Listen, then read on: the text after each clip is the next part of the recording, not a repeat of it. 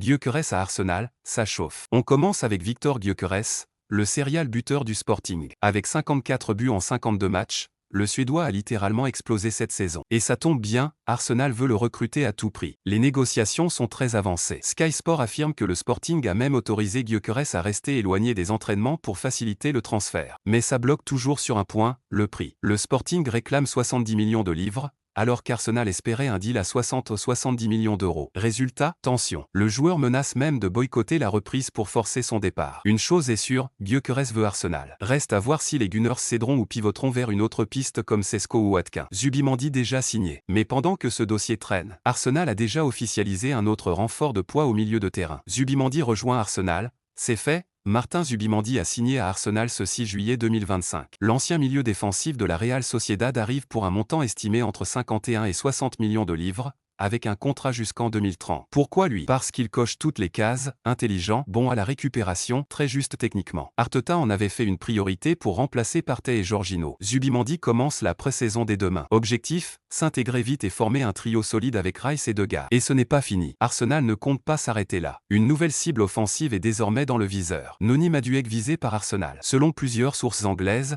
Arsenal a trouvé un accord personnel avec Noni Madueke, l'ailier de Chelsea. Il reste maintenant à convaincre les Blues de lâcher leurs joueurs. Chelsea demande entre 45 et 60 millions de livres. Mais attention, avec la concurrence de Pedro, Gitan et Willian, Madueke pourrait ne plus être un élément indispensable chez les Blues. Rapide, percutant, technique. Son profil plaît énormément à Arteta, surtout pour apporter de la profondeur derrière Saka et Martinelli. Côté Tottenham aussi, ça bouge. Et du côté des Spurs, un nom revient avec insistance. Mohamed Kudus vers Tottenham. Tottenham a dégainé une première offre de 50 millions de livres pour Mohamed Kudus, refusée par West Ham. Mais les discussions continuent. Le Ghanéen a déjà donné son accord verbal aux Spurs, et une nouvelle offre de 55 à 60 millions est en préparation. Pourquoi Kudus? Parce qu'il peut jouer sur les ailes comme en soutien de l'attaquant. Un profil ultra polyvalent, parfait pour renforcer l'attaque de Thomas Frank. Mais attention à la concurrence, Chelsea et Newcastle sont aussi intéressés. Et les tensions entre Tottenham et West Ham depuis 2011 pourraient compliquer les négos. Voilà pour les dernières infos mercato. Gyökeres en approche,